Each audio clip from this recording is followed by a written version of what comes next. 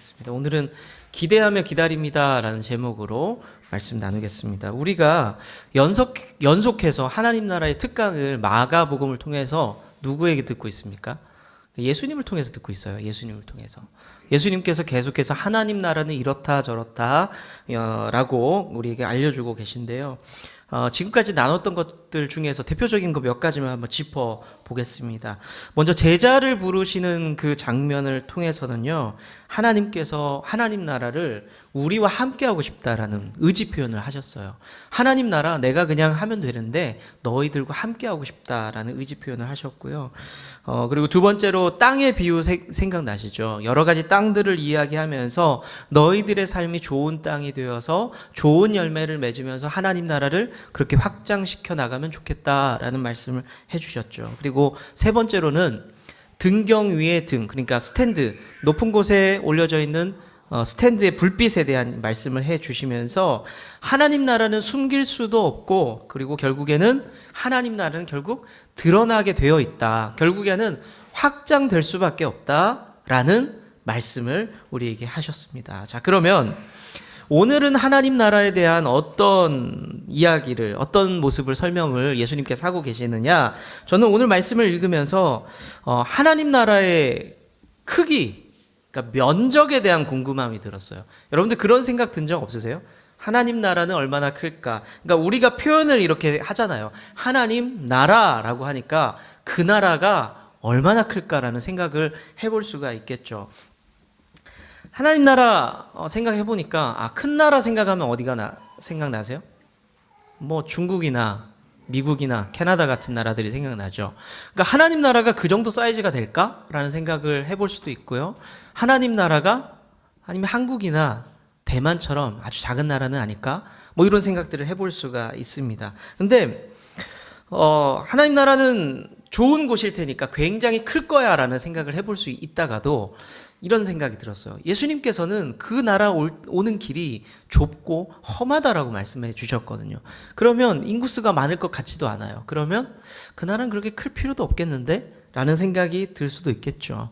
그러다가도 그래도 우리가 그 나라는 좋은 곳이다라고 얘기했는데, 천국은 누구나 사모하잖아요. 종교가 달라도 이름만 다르지 그 나라에 대한 소망이 늘 있어요. 천국, 극락, 천당. 그렇다면 그곳은 삼성 레미안보단 좋을 거야. 그렇죠? 센텀보단 좋을 거야. 라는 생각을 가지고 있기 때문에 그래도 그것은 좀 크고 넓지 않을까? 라는 생각을 할 수도 있습니다. 사실은 좀 엉뚱한 생각이고 죽을 때까지 해결되지 않는 생각이지만 이런 궁금증을 가지고 하나님 나라의 특징 하나를 좀 오늘은 살펴보려고 합니다. 뭐냐면 그 특징은 하나님 나라는 시작과 끝이 다르다는 겁니다. 시작과 끝이 다르다. 이제 문학에서 사용하는 비유라는 말이 있죠. 비유, 비유법. 자, 우리 비유법을 가장 최근에 배운 사람이 누굴까요? 우리 누구? 옆에가 누군데? 옆에 엄청 많어. 옆에 엄청 많은데 그 중에 누구? 승민이? 승민이 물어보면 너랑 관계 깨진다. 자, 승우야, 비유가 뭐지? 네, 이거 사전 같죠? 어떤 것에 이를 빗대어 표현하는 거. 자, 이게 뭐냐면, 설명하기, 이렇게 쉽게 표현해 볼게요. 이건 사전식 설명이고, 쉽게 표현하자면, 설명하기 어려운 사물이나 현상이 있잖아요. 그것을 내가 익히 알고 있는 쉬운 사물이나 설명으로 이렇게 표현해 줄 때, 그렇구나 하는 게 바로 비유라고 합니다. 예를 들어서, 어느 날 애들한테 그런 얘기를 들었어요. 연예인 하하 씨가 키가 작대요. 제가 그 얘기를 듣고, 저는 하하 씨의 키가 얼마나 작은지 모르거든요. 그래서 아이들에게 물어봤죠. 얘들아, 하하의 키가 얼마나 작아? 라고 물어봤더니 애들이 뭐 이렇게 얘기하더라고요. 작긴 작은데 아빠 정도 될걸? 이렇게 얘기를 하더라고요. 네. 합당한 비유예요. 합당한 비유. 이게 느낌이 바로 오잖아요. 제가 바로 느낌이 왔어요. 나만큼 작은 분이구나 라는 느낌이 왔습니다. 자, 하하가 기분이 나쁜 건지 신재철이 기분이 나쁜 건지 모르겠지만 이런 게 비유입니다. 예수님께서도 설명을 하실 때에 하나님 나라의 개념이 너무너무 설명하기가 어려운 겁니다. 그래서 비유를 들여서 우리에게 계속해서 설명해 주고 있습니다. 오늘은 뭘로 비유를 하느냐? 뒤에 문이 열려 있어요. 지금 그래서 더 큰 소리가 나거든요. 이렇게 닫아주시면 서로 편할 겁니다. 네. 예. 엄마가 아이를 때리는 소리가 아니에요. 이거는 여러분들 오해하지 마세요. 네. 자, 겨자씨에 비유하고 있어요. 겨자씨. 그 중에서도 겨자씨 한 알에 대한 이야기를 하고 있습니다. 자, 비유라고 했으니까 하나님 나라와 겨자씨 한 알에 공통점이 있어야 되잖아요. 아까도 말씀드렸죠. 하하와 신제절에 공통점이 있어야 비유가 시작이 되는 거예요. 자, 그래서 그러면 하나님 나라와 겨자씨에 뭐가 공통점이 있느냐, 뭐가 똑같냐? 사진 한번 볼게요. 사진 한번 보시면, 자, 왼쪽은 껍질을 까기 전에 겨자의 모습, 이걸 깠더니 겨자씨가 저렇게 나오는 겁니다. 저 모습이에요. 특징이 뭐냐? 겨자씨의 특징은 작다는 거, 아주 작다는 거. 그러니까 너무 작을 때에 여러분들 겨자씨 지금 손바닥에 올려 두셨잖아요. 저분이 뒀는데 이거를 집기도 힘들 만큼 작아요. 여러분들 저렇게 작은 거 집을 때 어떻게 집어요? 핀셋. 야, 이게 요즘 세대는 핀셋이래요. 우리 알잖아요. 우리 세대는 이거 어떻게 잡아요? 꾹 눌러 하든지 안 되면 침 발라야죠. 침 발라서 해야죠. 자, 그만큼 작다는 거예요. 겨자씨가 너무 작은데 그 당시에 겨자씨를 이야기할 때에 작은 것들을 아주 관용적으로 표현했대요. 그러니까 예수님도 그래서 이런 표현을 쓰셨어요. 아주 작고 작은 믿음을 가리킬 때에 무슨 믿음이라 그랬어요? 뭐만한 믿음? 니들 이상한 거 생각하면 안 된다. 욕 생각하면 안 된다. 겨자씨만한 믿음, 겨자씨만한 믿음. 그거를 마태복음 17장 20절을 보세요. 마태복음 17장 20절. 같이 한번 읽어볼까요? 시작.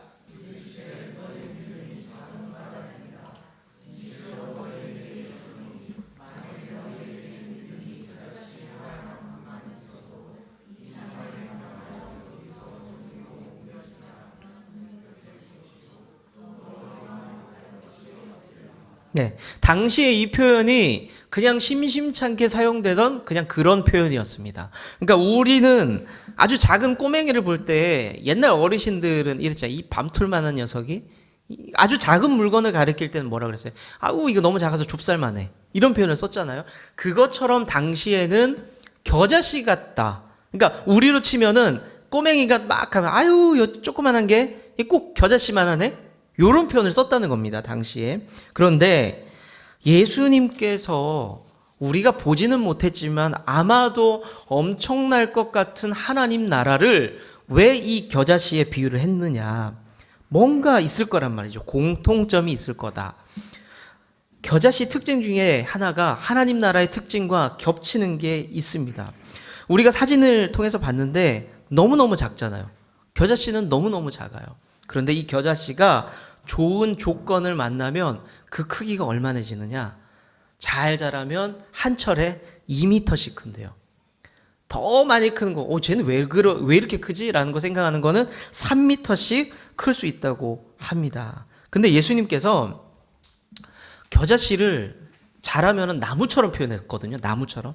그런데 제가 겨자를 찾아봤어요. 혹시 겨자가 자라는 걸 보신 분이 있는지 모르겠는데 저는 못 봤거든요. 찾아봤더니 겨자는 풀이에요. 그냥 숲풀처럼 풀처럼 막 자라요. 근데 예수님께서 이것을 향해서 뭐라고 말씀하셨냐면 겨자나무 이렇게 표현한 거예요. 쉽게 말하면 겨자나무. 그래서 이걸 찾아봤죠. 왜 예수님은 그렇게 표현하셨을까? 근데 어떤 신학자는 이렇게 표현합니다. 이건 당시에 예수님께서 아주 유머러스하게 표현한 거다. 이런 상황이라는 거예요. 얘들아 이거 좁쌀만한 거 있지 겨자씨야. 근데 이거 심으면 새가 날라와서 자랄 만큼 가지도 뻗고 그렇게 커진단다. 겨자나무야 라고 얘기했을 때 사람들이 와 겨자 보고 겨자나무래. 그러니까 웃는 그런 상황으로 묘사됐을 거다라고 설명을 하고 있습니다. 예수님께서는 이 겨자씨의 특징을 어디에 빗댔냐면 하나님 나라에 빗댔는데 어떤 것이 닮아 있느냐? 작다. 하나님 나라가 작다고요? 신약 성경을 보면요. 하나님 나라의 시작, 복음의 시작, 하나님 나라를 선포할 때에 그 시작이 아주 겨자씨와 같이 작게 시작합니다. 하나님 나라 그 시작이 아주 작았습니다. 하나님 나라 시작은 사실은 신약 성경에 예수님이 이 땅에 오신부터 라고 보면 되겠죠. 예수님이 어디서 태어나셨습니까? 베들레헴에서 태어나셨지만 자라난 곳은 나사렛이라는 곳이었어요. 곳은 그냥 우리로 표현하자면 그냥 시골이었습니다. 제 아내가 이제 주중에 평일에 초등학교들을 방문을 해요. 근데 좀 멀어요. 일주일에 한 3일을 가든 뭐 이틀을 가든 4일을 가든 이렇게 스케줄이 잡혀 있는데 12월까지 지난주는 포항을 가더라고요. 포항을 가고 언제 스케줄 보니까 거제도도 있고 한 곳에 대한 이야기를 들었는데 그 학교가 멀기도 멀어요. 산청 엄청 멀더라고요. 거기를 당일치기로 가서 수업하고 오는 거예요. 근데 그 학교의 특징이 뭐냐? 너무너무 작대요. 그래서 합반을 하는데 합반을 해도 두 학년이 합쳐도 6명. 그래서 옛날 영화 있잖아요. 선생 김봉두. 그것처럼 너무너무 작은 학교라고 얘기를 하더라고요. 자, 그런 곳이었어요. 나사렛. 그런 곳이었습니다. 그런데 예수님께서 사역을 막 다니면서 하셨던 것도 갈릴리. 갈릴리 하면은 어떤 느낌이 드세요? 뭐가 보이세요? 호수. 큰 호수도 있고 거기서 물고기 잡는 사람도 보이고. 그 갈릴리도 그렇게 뭐 도시는 아니었습니다. 물론 상업적인 부분도 발달되어 있었고 사람들도 많이 있었지만 당시 사람들이 갈릴리 하면은 변두리라고 생각했어요. 그러니까 부산, 서면, 해운대 이 느낌과 기장읍 다르잖아요. 그러니까 변두리라고 생각을 했었습니다. 그리고 예수님 한번 제자들이 어떤 사람이었습니까? 어부, 세리, 뭐 그냥 별로 그닥 내세울 거 없는 사람들이 모여 있었습니다. 예수님의 사역이 대도시 예루살렘에서 있지 않았어요. 그리고 제자들을 모을 때 힘 있는 사람들, 제사장, 정치인, 기업하는, 사업하는 사람들, 그런 사람들이 모여 있지 않았습니다. 그냥 그런 뜻에서 하나님 나라의 시작은 겨자씨처럼 아주 작았다. 예수님의 사역은 아주 작게 시작이 되었다라고 말씀을 하고 있는 겁니다. 근데 또 하나 이 복음의 시작에서 눈여겨볼 것이 있는데 예수님께서도 인정을 하셨어요. 그래서 겨자씨라고 표현을 했는데 예수님께서 어떻게 말을 이어가시냐면 작은데 겨자씨는 자라나기 시작하면 아까 말씀드렸죠. 자라나기만 한다면 큰 가지를 이루면서 새들이 와서 집을 지을 정도로 아주 커진단다. 이 얘기를 하는 거예요. 겨자씨와 하나님 나라는 특징이 작은 것도 똑같지만 또 하나 특징이 똑같은 게 있어. 뭐냐면 자라기만 하면은 엄청나게 자라날 수 있다라고 말씀하고 있다는 거죠. 결과만 볼게요. 예수님께서 하나님 나라에, 그러니까 하늘로 오르신 이후에 그 제자들, 사도 바울은 비롯해서 많은 제자들이 세상의 당시의 중심이었던 로마에 가서 로마를 흔들었어요. 로마 사람들이 긴장할 정도로 그 지역을 흔들어 버립니다. 그리고 그 주변 나라에 흩어지고 도시에 흩어져서 교회를 세우죠. 아주 작았습니다. 12 제자들이 움직였어요. 그런데 많은 도시 국가들에서 내가 그리스도인이다라는 사람들이 모여서 그곳에서 예배를 드리고 있어요. 지금도 그런 시대를 살고 있죠. 한국, 미국, 영국, 프랑스 어느 나라든 대부분의 나라에서 예배가 되고 있어요. 예수님 어떤 마음일까요? 얘들아, 지금 시기에 예수님 저 높은 곳에서 뭐라고 말씀하실까요? 내가 겨자씨만큼 작다고 했지? 거봐. 근데 겨자씨만큼 커진다고 했지? 커졌잖아. 그러니까 어떤 광고 카피처럼 이런 말 있잖아. 니들이 하나님 나라를 알아? 이러면서 막 웃으실 거예요. 커졌잖아. 성경에서는 그 가지가 자라나서 많은 새들이 쉴 정도로 굉장히 하나님 나라가 커질 것이다 라고 말씀하셨어요. 복음이, 그 시골에서 시작된 복음이 자라서 우리나라까지 들어왔어요. 그리고 우리의 삶을 쉼이 될 수 있는 그런 복음이 하나님 나라가 됐다는 것을 여러분들 믿으시길 바랍니다. 하나님 나라는 시작과 끝이 분명히 달랐습니다. 오늘 설교 엄청 빨리 끝날 거예요. 이제 슬슬 정리할 겁니다. 우리 주변에도 겨자씨처럼 작은 하나님 나라가 어디선가는 시작되고 있어요.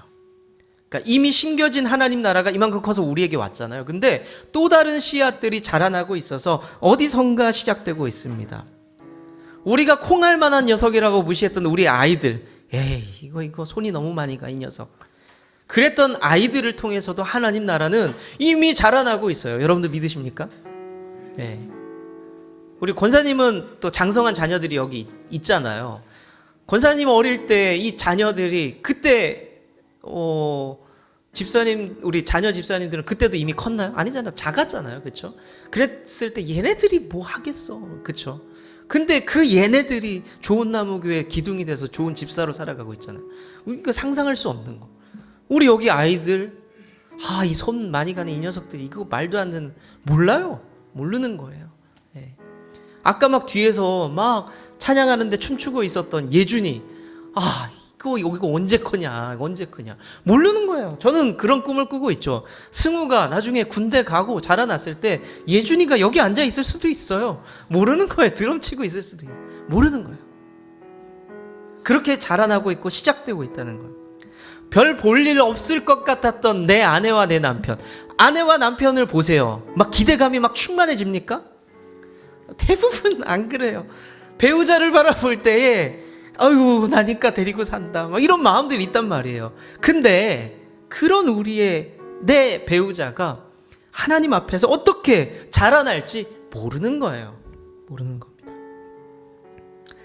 멀리 볼 것도 없어요. 나 보세요, 나. 그러니까 자기를 보세요. 신앙만 생각하면 나 같은 게 나 같은 사람이 뭐 하겠어. 하나님 나라를 위해서 늘 신앙만 얘기하면 주눅 들어요. 근데 이미 하나님께서는 여러분들의 삶을 통해서 일하고 계시다는 것을 여러분들 믿으시길 바랍니다. 뭐든 안 될 이유 없잖아요. 하나님이 하시니까. 하나님 나라는 어디에서든 시작할 수 있습니다. 나 같은 사람도 하나님 쓰시고요. 내 옆에 있는 부족한 사람도 하나님이 쓰시고요. 콩알 만한 내 자녀도 하나님께서 쓰시는 줄로 믿습니다. 내 상태, 내 환경, 그런 것들 신뢰하기보다는 예수님 말씀을 신뢰한다면, 예수님 지금 하신 말씀, 겨자씨 들고 하신 말씀, 그 말씀을 신뢰한다면 하나님 나라는 우리의 삶 어디에서든 시작되고 확장될 수 있습니다. 믿으십니까? 하나님 나라의 이야기를 다음 주는 좀 감사로 풀어보고 싶어요. 되게 멋있는 감사에 대한 이야기, 멋들어진 설교가 아니라 하나님 나라는 저에게서 그리고 여러분에게서 이미 시작하고 있다니까요. 그래서 여러분들을 초청하고 싶어요. 그래서 이 앞에서 내 삶에 올 한 해 이런 감사들이 있었습니다라고 고백하면서 하나님 나라가 저분에게도 이미 시작되고 있구나, 나에게도 시작되고 있구나, 이 고백들이 막 넘쳐나면 좋겠습니다. 우리가 직접 듣고 볼 수 있다면 좋겠습니다. 우리 사는 세상이 좀 퍽퍽하죠. 어려움도 많고 뭐 하나 넘어가면 뭐 하나 더 어려운 게 있고 힘들고 어렵지만 그 안에서 감사를 고백하면서 찬양을 고백하면서 하나님 살아가는 것이 하나님 나라를 이미 살아가는 우리의 삶의 모습이 아닐까라는 생각을 해보게 됐습니다. 조금 아프고 좀 힘들고 조금 어렵지만 가끔은 좀 속상하지만 그 가운데서도 감사를 고백할 수 있는 여러분들의 삶의 예배를 드릴 수 있는 저와 여러분들 될 수 있기를 축원합니다. 우리 잠깐 한번 눈 감고 기도해 볼까요? 기도하실 때에 하나님 나라가 내 삶을 통해 그리고 내 가족들을 통해서 우리 좋은 나무 교회를 통해서 확장되어지기를 원합니다. 하나님, 이미 심겨진 그 겨자씨와 같은 씨앗이지만 우리의 삶을 통해서 하나님 나라 자라나게 하여 주십시오라고 여러분들 잠깐 같이 기도하는 시간 갖도록 하겠습니다. 기도합니다.